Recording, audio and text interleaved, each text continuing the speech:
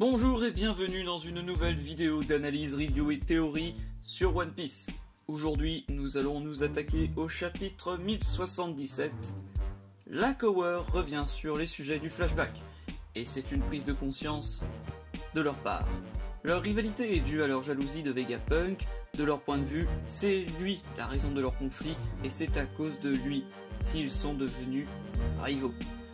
Il est donc probable que Caesar rejoigne la cause de Judge après cette réflexion. Le chapitre s'ouvre sur Santomaru, interrogé par les habitants de Egghead, pas des robots j'imagine donc.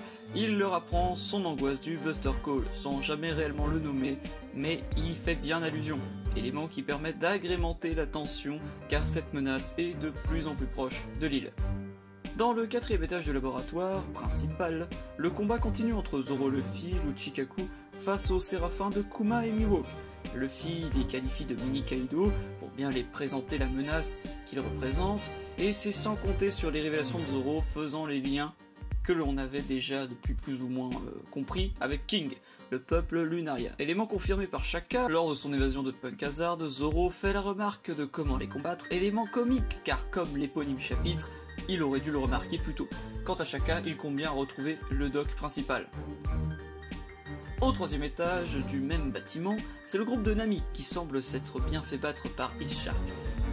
Nami, essayant dans un premier temps, réussit à l'électriser, mais il use de son pouvoir de fruit du démon pour faire une autre attaque. Puis, à la manière d'un Deus Ex Machina, Sanji, qui n'était pas ici, mais au 2e étage du bâtiment, arrive pour les sauver in extremis, laissant donc penser que Jinbei et Stussy sont avec lui, puisqu'ils étaient dans le même groupe, excepté si Sanji est parti seul pour sauver la chatte voleuse.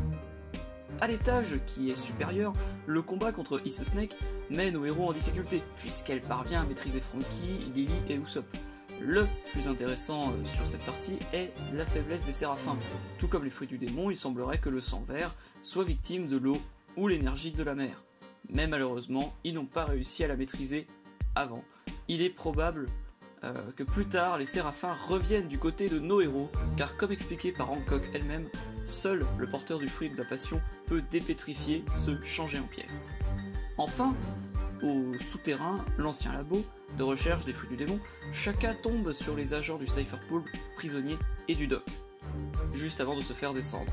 Il est donc certain que ce n'était pas Shaka le traître, ni même un autre Vegapunk. On a peu d'informations, mais si le traître contrôle les séraphins, c'est forcément un Vegapunk ou l'un des 5 doyens. Cependant, le meurtrier de Shaka pourrait être Stussy, mais la voir agent triple me semblerait peu cohérent. L'option la plus probable serait Caribou.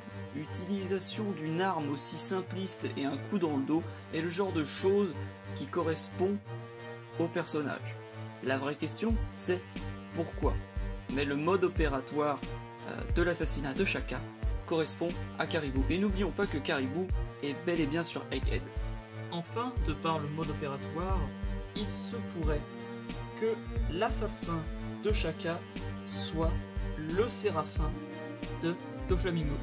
En effet, la manière qu'il a de tuer, donc avec un pistolet, rappelle la manière dont Doflamingo a tué son père.